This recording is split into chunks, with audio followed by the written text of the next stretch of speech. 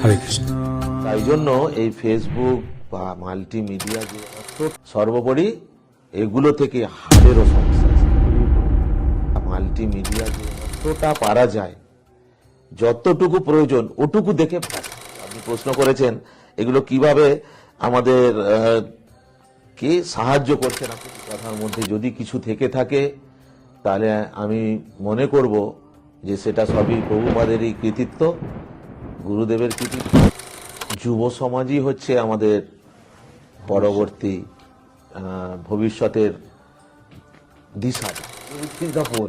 যে যত শুদ্ধ তে তত ভক্তি মানে ভক্ত করতে পারবে, তাছাড়া সম্ভব হবে না। লোকের কাছে যে কত ঋণ আমাদের আছে, কত ব্যক্তির কাছে, কত দেবতার কাছে, সমস্ত সব ঋণ শোধ হয়ে যায় শুধু মুকুন্দের চরণে আশ্রয় গ্রহণ করলে।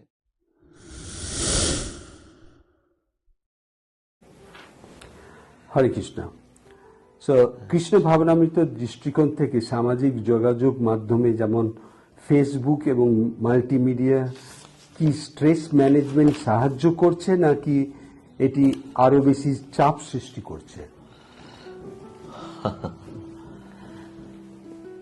অ্যাকচুয়ালি মাল্টিমিডিয়া বা ফেসবুক,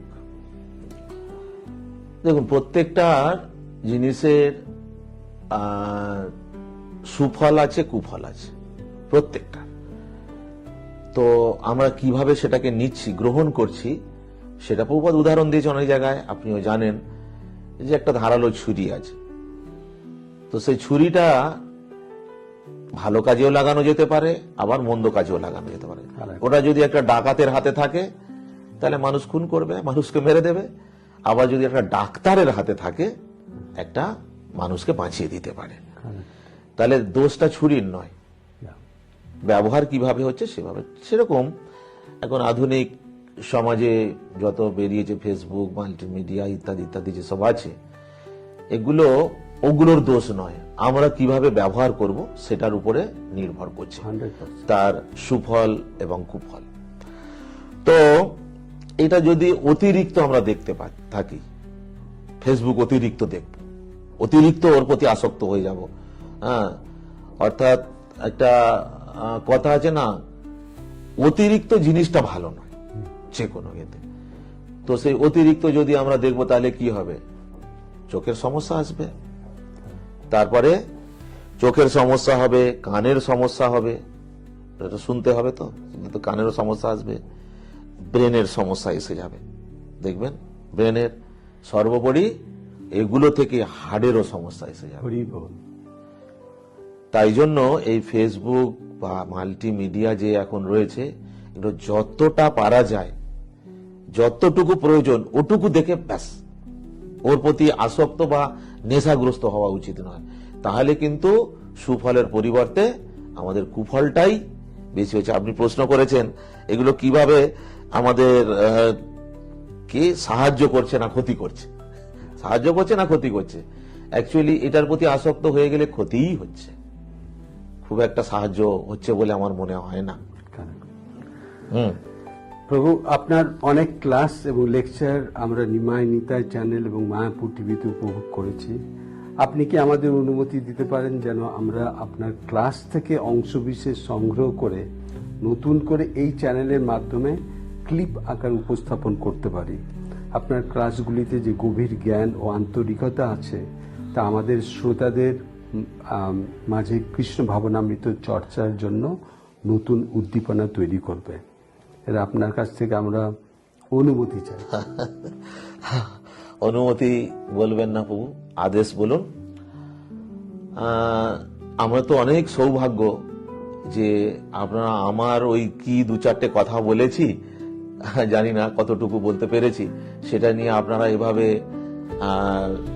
আপনারা প্রদর্শন করতে চাইছেন বা শোনাতে চাইছেন, যাতে করে তাদের কৃষ্ণ ভাবনায় অগ্রসর হতে পারবে। আমি জানি না আমার এই কথার মধ্যে যদি কিছু থেকে থাকে তাহলে আমি মনে করব যে সেটা সবই প্রভুপাদেরই কৃতিত্ব, গুরুদেবের কৃতিত্ব, আপনাদের সবারই আশীর্বাদের কৃতিত্ব।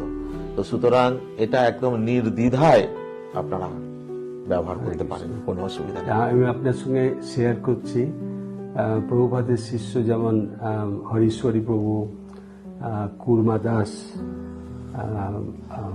দেবকী, নট দেবকী, দৈবী শক্তি মাতাজি, এদের থেকেও আমি অনুমতি নিয়েছি। তারা বলছে as much as you can use it, everything. আমিও ধন্য হব যদি এগুলো আপনার কিছু সেবায় লাগতে পারে। So, প্রভু, এবার আপনার পরামর্শ চাইছি যে যুব ভক্তদের জন্য আপনার কি বিশেষ পরামর্শ আছে, যারা কৃষ্ণ ভাবনামৃতের এই সুস্বাদু অমৃত গ্রহণ করতে আগ্রহী, তারা কিভাবে তাদের ব্যক্তিগত আধ্যাত্মিক পথকে শক্তিশালী করে অন্তত তাদের একজন ঘনিষ্ঠ বন্ধুর কাছে এই জ্ঞান পৌঁছে দিতে পারে? যুব সমাজই হচ্ছে আমাদের পরবর্তী ভবিষ্যতের দিশারি। তো সুতরাং এই যুব সমাজকে, আজকের এই আমাদের সমাজটা অধঃপতনের কারণ হচ্ছে যুবকদের জন্যই। তাদেরকে ঠিক মতো দেখা হচ্ছে না, করা হচ্ছে না। তো এই বয়সটা এত কঠিন কন্ট্রোল করা। তো এই বয়সটাকে যদি কেউ কন্ট্রোল করতে পারে, এই যুবক অবস্থা বয়সটা, তাহলে কিন্তু, কারণ ও যখন কাউকে বলতে যাবে, কিছু করতে যাবে, নিজেকে আগে তৈরি হতে হবে না? কেননা আপনি আচরি ধর্ম জীবের শিখাও, না হলে তো সেই শিক্ষায় কোনো কাজ হবে না, যতই আমি বলি বক বক করি না কেন। তো সেই জন্য এই বয়সটা কন্ট্রোল করতে হবে। আর 10 বছর থেকে, তারও আগে মনে করুন 5-7 বছর থেকে 20 বছর পর্যন্ত অন্তত পক্ষে পিতা মাতার তত্ত্বাবধানে, নির্দেশ অনুসারে তাদেরকে চলতে হবে। কারণ পিতা মাতা কখনো তাদেরকে খারাপ পথে নিয়ে যাবার জন্য প্ররোচিত করবে না, তাহলে তাদের পথভ্রষ্ট হওয়ার সম্ভাবনাটা কম থাকবে।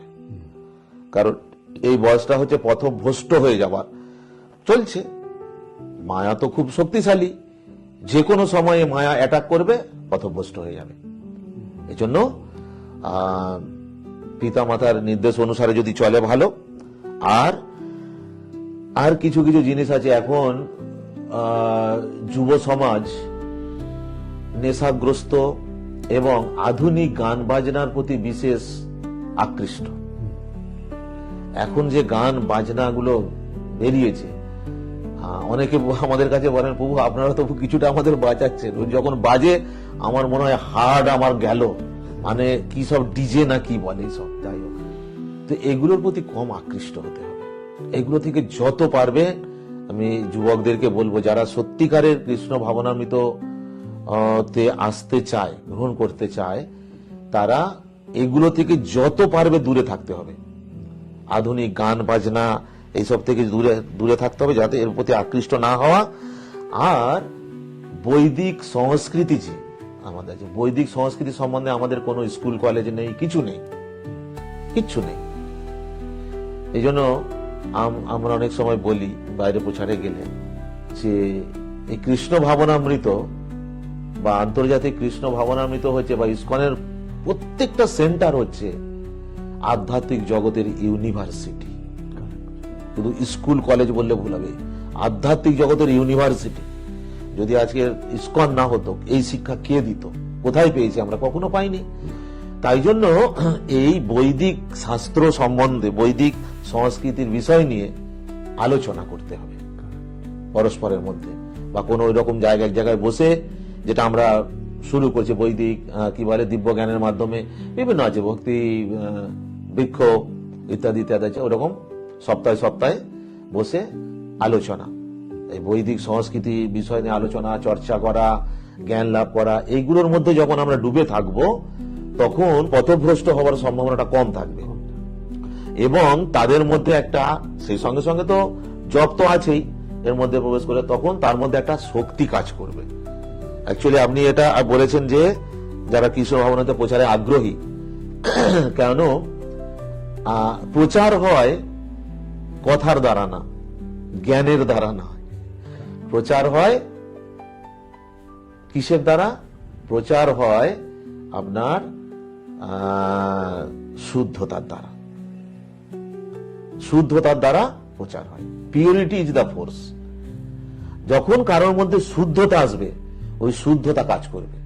কেন, শুদ্ধ যখন হয়ে যায় সে, পিউরিটি যখন তার মধ্যে আসে, ও যে কথাটা বলছে ওখানে কিন্তু স্বয়ং ভগবান আছেন, আর ভগবান সেই কথাগুলো ওকে বলাচ্ছে। কেমন? আর তখন সেটা যখন যাবে কথাটা, তখন ওর কানে প্রবেশ করছে না শুধু, মানে এই কান্দে ঢুকে কান্দে বেরিয়ে যাচ্ছে না, কান্দে প্রবেশ করে হাড়ে যাবে, হৃদয়ে যাবে। এই জন্য শুদ্ধতা খুব দরকার। Purity is the force. যে যত শুদ্ধ সে তত ভক্তি মানে ভক্ত করতে পারবে, তাছাড়া সম্ভব হবে না। এই জন্য Absolutely correct. প্রভু, আপনার সেবার ভবিষ্যৎ পরিকল্পনা কি? আমরা কি আপনার কাছ থেকে নতুন কোন প্রকল্প বা উদ্যোগের কথা শুনতে পারি, যা কৃষ্ণ ভাবনামৃত চর্চা প্রচারে সহায়ক হবে? আমার ভবিষ্যৎ পরিকল্পনা এরকম আমি মনে করছিলাম যে যখন যুবক হয়ে যাচ্ছে, তাদের কোনো কেউ পরিচালনা করার কেউ নেই, এবং তারা কথাও শুনছে না, কিছু না। কেন? প্রথম থেকে তাদেরকে গাইড করা হয়নি। এই জন্য শৈশব অবস্থা থেকে তাদেরকে পরিচর্যা করতে হবে। হয়তো আমরা পারবো না, কিন্তু তাদের গার্জেনের মাধ্যমে, আমি চিন্তা করছিলাম পরিকল্পনা এরকম যে গার্জেনদেরকে আমরা করছি, বলছি এই দিব্যজ্ঞানটা কি ইত্যাদি বিষয়ে আপনি করুন, আপনার সংসার এরকম অবস্থা, আপনি শান্তি পাবেন, আনন্দ পাবেন ইত্যাদি, এভাবে চলুন। সেই সাথে সাথে আমরা মনে করছি তাদের যে বাচ্চারা আছে ওদেরকে কিভাবে পরিচালনা করবেন ওনারা, সেই শিক্ষাটা ওনাদেরকে আমাদেরকে প্রদান করা। হ্যাঁ, তারা শিশুগুলো হবে বৈকুণ্ঠের শিশুর মতো, এটা আমি মনে করছি, এটা করার ইচ্ছা, চেষ্টা হচ্ছে। আর আরেকটা বলছেন যে ভবিষ্যৎ পরিকল্পনা আর নতুন প্রকল্প কি নতুন, হ্যাঁ, তো এটা কি বলবো, আমাদের এই যে দিব্যজ্ঞান প্রচার বিভাগ আছে, এর সঙ্গে যুক্ত হতে পারে, এর সঙ্গে যুক্ত হবে, এবং পাঠ চক্র যে আছে সেই পাঠ চক্রে যাতে সবাই, অর্থাৎ যেটা আমাদের সাপ্তাহিকভাবে পাঠ হয়, সেখানে যাতে সবাই যুক্ত হতে পারে, আসতে পারে, সেরকম ভাবে একটা পরিবেশ তৈরি করা। অনেকে আসতে চায় না, ওখানে কি হচ্ছে, যারা খেতে পায় না, যারা চাকরি বাকরি পায়নি, টাকা পয়সা নেই, হেন তেন, ওরাই হরে কৃষ্ণ করবে, ওরাই এসবে, আমরা যুক্ত হোক, আমাদের দরকার নেই। তো এটা এমন একটা উদ্যোগ নিতে হবে যাতে করে সবাইকে টেনে আনা যায়, এরকম একটা প্ল্যান আছে। পারফেক্ট। প্রভু, আপনার ভক্তি, বিনয় এবং নিষ্ঠার জন্য আমরা আপনাকে দণ্ডবোধ প্রণাম জানাই। ভবিষ্যতে আমরা আপনার সঙ্গে জুমের মাধ্যমে যোগাযোগ বজায় রেখে মায়াপুর ধাম এবং কৃষ্ণ ভাবনামৃত নিয়ে আপনার আরো দৃষ্টিভঙ্গি জানার অপেক্ষায় থাকব। আমাদের দর্শকদের জন্য আপনার কোনো চূড়ান্ত বার্তা আছে, যেটা final for the time being? Actually আপনাদের ভক্তদের জন্য আমি কিছু বার্তা দিতে পারি না, বার্তা দেওয়ার আমি কেউ, দর্শকদের বলছি, দর্শকদের, সমস্ত দর্শকদের বার্তা হচ্ছে আমাদের মায়াপুর টিভি থেকে যে প্রোগ্রামগুলো হয়, এই প্রোগ্রামগুলো দেখতে থাকুন, প্রত্যেকটা প্রোগ্রাম ফলো করবেন যখনই সময় পাবেন, কারণ এখানে খুব ভালো ভালো জিনিস, সারা দিনে অনেক সুন্দর সুন্দর প্রোগ্রাম দেখানো হয়। আর দর্শকদের উদ্দেশ্যে আরো বলবো, যারা ভক্তি জীবনে উন্নতি করতে চায়, আমাদের যে বিভিন্ন বরিষ্ঠ ভক্ত, প্রভুপাদের শিষ্যরা, সন্ন্যাসীরা যারা আছেন, তাদের একটু জীবনী নিয়ে একটু পর্যালোচনা করা, জীবন চরিত্র নিয়ে, তারা কিভাবে নিজেদের জীবনকে কৃষ্ণের শ্রীচরণে আত্মসমর্পণ করেছেন, কিভাবে, হ্যাঁ, তাদের কি আত্মত্যাগ আছে, এই সম্বন্ধে একটু তারা একটু চর্চা করবে। এবং বিভিন্ন আচার্যরা আছেন, তাদের সমস্ত আচার্যদের জীবনীও একটু পর্যালোচনা করবেন, পাঠ করবেন, কিভাবে তারা রঘুনাথ দাস গোস্বামী, সনাতন গোস্বামী, রূপ গোস্বামী, কি তারা না ছিলেন, জমিদার, কি বলবো, জমিদারের থেকেও বড়, কিভাবে তারা আত্মসমর্পণ করলেন, কারণটা কি, কেমন করে করলেন। তো এই সমস্ত যদি চর্চা করবে, ছিটে ফোঁটা তো কিছু আসতে পারবে, তাই না? তো সেই জন্য আমি বলবো এইগুলো নিয়ে একটু চর্চা যেন করে তারা। আর আমাদের মায়াপুরে যে টিভি প্রোগ্রাম হয় এগুলো একটু দেখতে থাকলে প্রভু, আপনার একটি প্রিয় শাস্ত্রের শ্লোক যা আপনার আধ্যাত্মিক জীবনে বিশেষভাবে প্রেরণাদায়ক শেয়ার করার চেষ্টা করুন, তাহলে আমরা কৃতজ্ঞ হব। পার্টিকুলার একটা জিনিস, বাট আমি একবার কোন মহারাজকে জিজ্ঞেস করছিলাম, সন্ন্যাসী, তিনি বললেন যে আমার পছন্দ হচ্ছে শ্রীমদ্ ভাগবতমের ফার্স্ট ক্যান্টোর বোধহয় 15টা শ্লোক উনি একসঙ্গে বলে গেলেন। আপনার যেটা বেশি আমি অনুপ্রাণিত বা যেটা আমাকে বেশি ইয়ে করেছে, তো অ্যাকচুয়ালি শ্রীমদ্ ভগবত গীতাতে রয়েছে যে সর্বধর্মান পরিত্যাজ্য কৃষ্ণ বলছেন মামেকং শরণং ব্রজ অহং তাং সর্ব পাপেভ্য মোক্ষই স্বামী মা শুচ। এটা যখন শুনলাম, আর এর আগে আমরা অনেক কাহিনী সব শুনেছি, দস্যু রত্নাকরের কাহিনী, হ্যাঁ, তারপরে আপনার সেই মৃগারীর কাহিনী ইত্যাদি ইত্যাদি শুনেছি। ও যখন যেন কেউ তো পাপ নিচ্ছে না কারণ, এমনকি কোনো বাড়িতে কেউই কারোর পাপ, আত্মীয় স্বজন যতই ইয়ে হোক না কেন, কৃষ্ণ এখানে বলছে তুমি যত কিছু করেছো সব আমার দায়িত্ব।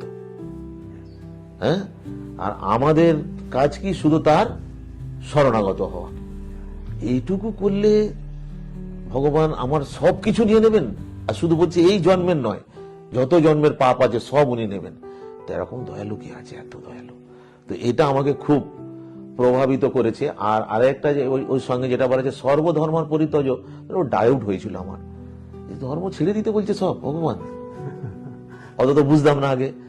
সব ধর্ম ছেড়ে আমার শরণাগত। আরে ধর্ম রক্ষা করার জন্য আসছেন আর এসে বলছেন সব ধর্ম বাদ দিয়ে দাও, আমার শরণাগত হও। তখন তারপরে আস্তে আস্তে আমরা সব বুঝতে পারলাম যে ভগবানের শরণাগত হওয়াই হচ্ছে প্রকৃত ধর্ম।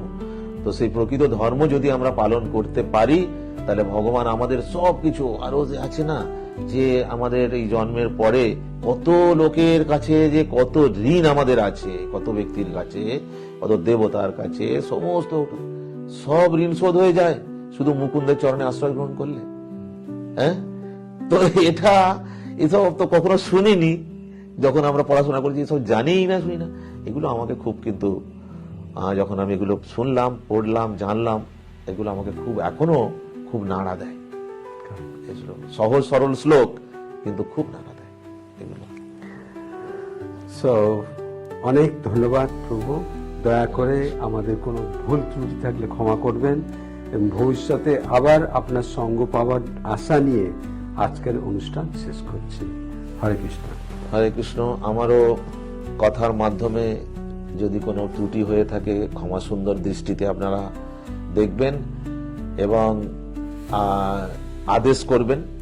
যদি ভবিষ্যতে আমি আপনাদের এই সেবাতে কিছু সহযোগিতা করতে পারি, ছিটে ফোঁটা যদি সহযোগিতা হয়, নিশ্চয়ই আমি আপনাদের সহযোগিতা করার চেষ্টা করব। আদেশ করবেন। হরে কৃষ্ণ। হরে কৃষ্ণ হরে কৃষ্ণ কৃষ্ণ কৃষ্ণ হরে হরে, হরে রাম রাম রাম হরে হরে। গুরু মহারাজ।